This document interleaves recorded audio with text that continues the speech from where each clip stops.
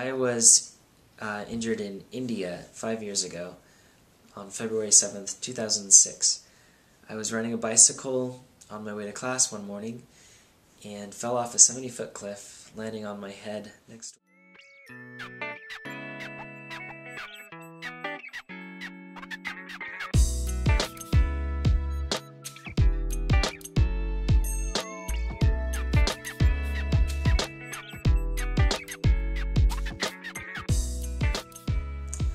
Well, my name is Jonathan Sigworth, and I'm 23 years old and a junior at Dartmouth College in New Hampshire. I fell off a 70-foot cliff in India 5 years ago and received a C5, C6 complete spinal cord injury.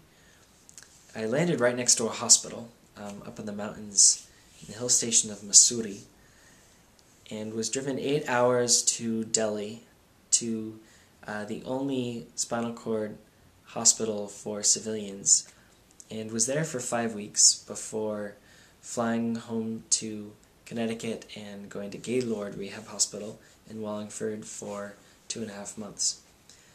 The first day of therapy at Gaylord, they made me sit on the edge of a therapy mattress and support myself with my arms, which is extremely painful. But it felt so great because this was the first time I had been forced to really try a technique that was completely independent.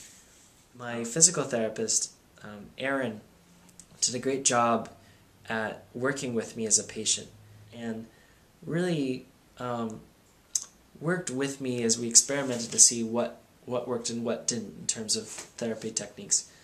You know, being paralyzed below my arms and in my hands and in my triceps, I had no trunk control and very little muscle power to work with. Just learning how to roll was a huge task. By the time I left Gaylord, I was given the tools such that when I went home I could teach myself the next things I needed to learn. I was also exposed to a lot of opportunities and possibilities with my injury while at the hospital. They had art therapy where we were able to paint and sort of express ourselves through art, which was very therapeutic for me. I was introduced to wheelchair rugby, which is this very aggressive wheelchair sport exclusively for quadriplegics. They also recognize that, you know, social rehabilitation is a big part of recovering from spinal cord injury. They took us on a day trip to the mall. We went to go get ice cream at this ice cream parlor, and I dropped $1 on the floor. And I was forced to lean over and try to pick this dollar up by myself. And but I was there with a group of patients, and so really had support in dealing with that first embarrassing moment, being a wheelchair user in public. After I left inpatient and started college, I was able to go to outpatient rehab once or twice a week and learn how to swim and lift weights and learn how to do wheelies. Outpatient really forced you to take the experiences at home and figure out how to really accommodate them with technique. So I learned how to fall over in my wheelchair and right myself again.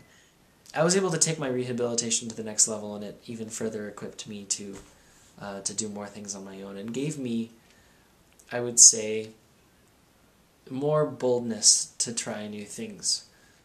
So they gave me an opportunity to be exposed to a lot of different things that really helped with my transition once I left the hospital, went home, and went back to school, and really started my life again.